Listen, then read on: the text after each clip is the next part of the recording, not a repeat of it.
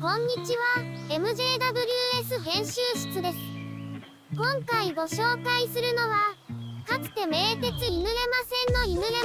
園駅から成田山、名古屋別院大聖寺を経て日本モンキーパークに至る 1.2km のモノレール路線、名鉄モンキーパークモノレール線の廃線跡についてです。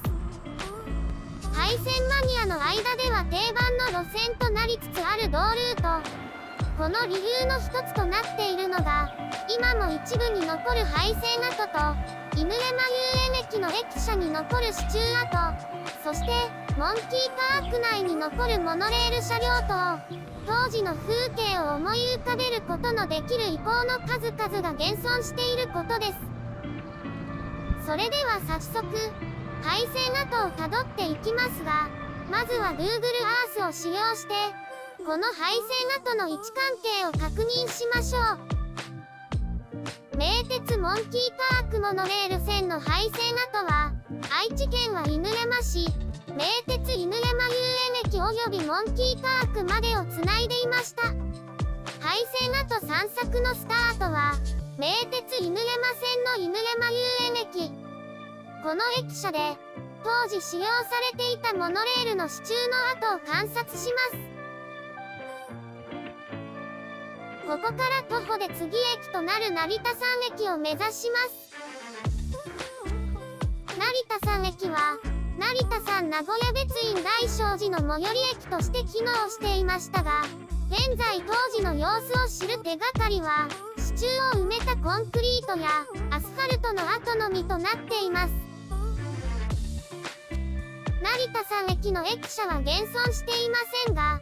この駅舎の近くには撤去されずに封印されてしまったレールがそのまま残されています。また成田山駅と終点となる動物園駅間には一部廃線レールがそのままの形で残されており、廃線マニアの間では有名なスポットとなっています。今回はこの箇所についても寄り道しましたので、後ほど紹介させていただきます。山間部を通り抜けたモンキーパークモノレール線は、この後モンキーパークの入り口ゲート付近を通過し、パークと動物園間に位置する動物園駅に到着します。以上が名鉄モンキーパークモノレール線のルートとなりますが、はじめに紹介した犬山遊園駅より散策してまいりましたので、改めて紹介していきたいと思います。廃線跡散策の開始地点は名鉄犬山線の犬山遊園駅から。駅に到着して早速目に飛び込んでくるのが、かつてモノレールの駅舎を支えていたいくつかの支柱です。屋根を支えている支柱にしてはかなり太い支柱があることがお分かりいただけると思いますが、これらがかつて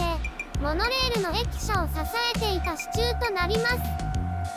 ただ当時ここにモノレールが存在していた事実を知らなければ、おそらくただの支柱としてしか見ることはできません。少し近づいてみます。現在の駅舎の様子を見てみましょう。モノレールの駅舎が存在したのは名鉄犬山遊園駅の東口となります。画像の左手に位置する駅前周辺は現在広い駐車場として活用されています。モノレールの駅舎は駅の末端部に位置する名鉄犬山線の改札脇に設置されていましたが、今現在その様子を知る手がかりはほとんど残されていません。この辺りにモノレール駅の入り口があったそうです。なおかつて遊園地の入り口の役割を担っていた当駅も現在はモノレールがなくなり、さらにバスの発着も犬山駅に集約されたことで一時期のにぎわいはすでにありません。かつてここにはモノレールの駅舎が存在していましたが、今はご覧の通り見る影もありません。唯一これらの支柱跡がその存在を知らせてくれています。駅舎を後にし、廃線ルートを進んでいきたいと思います。犬山遊園駅の南側には線路を渡る踏切が設置されており、これを伝って反対の道路へ渡ります。踏切から見えるこの位置にかつてモノレールの軌道が敷かれていました。現在は線路脇ののり面となっています。踏切を渡り、対面の道路伝いにルートを進んでいきます。同モノレールの開業は昭和37年、西暦1962年に遡ります。当時はモノレール開発の黎明期、同モノレールで採用されたアルウェーグ式のほか、サフェージ式、ロッキード式と多くのモノレールシステムが日本へ導入されました。ただし、現在残っているモノレールシステムは少なく、ロッキード式に至っては向ヶ丘遊園、姫路の2路線ともに廃線となり、完全に消滅したと言えます。対するアルウェーグ式は最も成功したモノレールシステムということが言え、今では日立製作所によって海外展開が進められているほか、日本以外の多くのマニュファクチャラーによって建設されるモノレール路線、このほとんどがアルウェーグ式モノレールとなっています。話が脱線したようにも思われるかもしれませんが、この成功の発端となったのが現在紹介しているこの犬山モノレールであることは疑う余地がありません。モノレール廃線後の反対車線を少し歩くと再度踏切が登場します。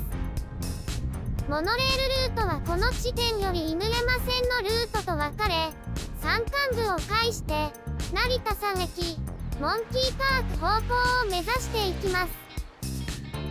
この地点より地形上は山間部にルートを取ることから、モノレールが最適なシステムであったことがうかがえます。軌道があった箇所はコンクリート処理や造成がなされてしまい、当時の様子を伺うことはできません。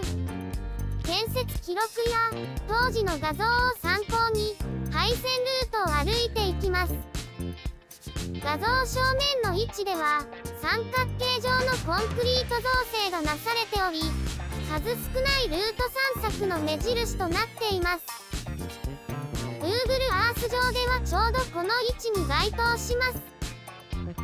この先ルートは丘になっていて、直接徒歩で向かえないため迂回することにしました。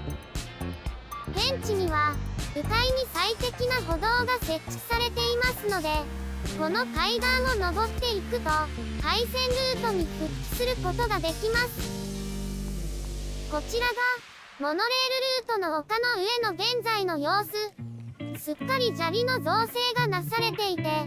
こちらも当時の様子を思い浮かべづらい状況になっています。ここから成田山駅までの間、画像左手には成田山名古屋別院大聖寺が位置しています。この駐車場の至るところに、当時モノレールの軌道桁を支えた支柱跡が点在しています。支柱自体はモノレールの廃線後撤去され、支柱が位置していた路面部分は画像のように舗装がし直されています。この舗装跡をたどっていくのもまたオツなものです。成田山名古屋別院大聖寺の敷地の片隅に、かつて犬山モノレールの成田山駅が配置されていました。画像の中央部付近になります。モノレール軌道は奥の土手に向かって突き進んでいく格好となりますが、この直前に成田山駅が位置していました。犬山遊園駅からはちょうど500メートルの地点に位置し、駅構造はホーム一面一線の高架駅となっていました。モノレールの廃止と同時となる2008年12月28日、同駅も廃止となっています。駅を出てすぐ、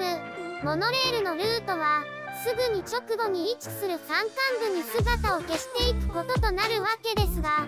この土手部分には当時使用されていたモノレール軌道の廃墟、つまり廃線が今も残ったままとなっています。軌道の周りは名古屋鉄道によってネットフェンス張りがなされており、直接軌道に近づくことはできません。画像はネットフェンスの合間から覗いたもので、中に見えるのが当時犬山モンキーパークモノレール線で使用されていた軌道桁です。軌道桁には軌道を支える支承およびその台座が当時の状態で残されていて、表面の錆や苔にエモさを感じます。軌道の奥手側は草が生い茂っており、様子を伺うことはできませんでした。この先、軌道桁を伝って廃線ルートを進むことはできませんでしたので、先ほどと同様に迂回し、次なる廃線観察ポイントへ移動します。次の廃線スポットへは、こちらに示す Google Earth 上のルートを伝っていくと、すんなりたどり着けると思います。こちらが次の廃線観察ポイントとなる、成田山駅から動物園駅の中間地点に位置する場所です。こちらは比較的有名な廃線撮影スポットとなっていて、犬山モノレールの廃線跡の紹介記事では、比較的頻繁に登場する絵面です。モノレールらしく、高架上にレールが残っている状態、かつレールの表面には全体的に苔が生えきっていて、とてもノスタルジックな風景となっています。こちらのレールも、名古屋鉄道によって周囲にフェンスが張られており、レール自体に触れることはできません。レールのそばには、登山用の階段、および遊歩道が設置されているため、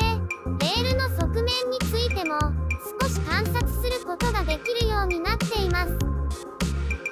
階段を登りつつ、側面の様子を撮影してみました。軌道桁の奥手は、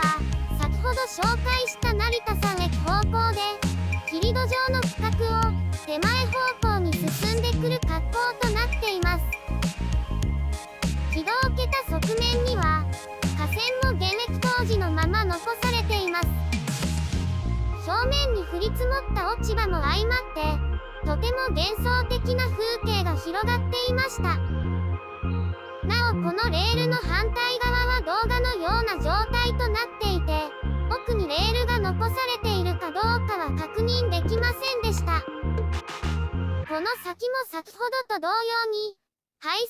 ルートに沿って次駅を目指すことができませんので、一旦表の道路に出て、終点駅となる動物園駅まで徒歩で移動しました。Google Earth 上に示す緑色の線が、動物園駅まで移動した経路となります。この途中、モンキーパーク入り口付近についても動画を撮影しましたので、紹介していきます。モンキーパーク入場口付近まで移動してきました。こちらが、先ほどの廃線観察ポイントから、山間部を介してモノレールルートが出てくる位置となります。画像に見える池のそばを犬山モンキーパークモノレール線は走っていました。画像は池のそばから見た日本モンキーパークの入場口です。モンキーセンターから施設内に入ります。ここ日本モンキーパークおよびモンキーセンターには今も当時のモノレール営業車両が保存されていて、乗車こそできないものの比較的近くで見ることができます。保存されている車両は先頭車の101号車と中間車の201号車の2両。廃線となった後の2009年3月19日より同位置にて保存及び展示が開始されました。残念ながらプラットフォームに降りることはできないものの、この駅舎の上部に位置するレストラン楽園からは下下に位置するモノレール展示車両を斜め上から見下ろすことができるようになっています。なお、ここに展示されていない102号車は製造元である山口県下松市の日立製作所佐渡事業所に寄港。103号車については岐阜県可児市のスパリゾート湯の花アイランドにて展示されています。103号車については展望車として扱われており、車内の見学も行うことができます。座席に座ることもできれば運転台を間近で見ることもできますので、ぜひスパリゾート湯の花アイランドへ温泉に浸かりに行ってこの展望車に立ち寄りモノレール営業当時の雰囲気を味わってみるのはいかがでしょうか。なお、こちらが動物園駅の全体感となります。建屋の右手にかつてモノレールの改札が位置していました。現在は封鎖され、当然ながら駅としての機能は有していません。営業当時はこの駅舎の上部にモノレール乗り場の看板が出ていましたが、廃線に合わせて撤去されています。モノレール車両の展示に合わせて改めて塗装され直した車両とホーム柵でしたが、徐々に経年劣化が進み出したように見受けられます。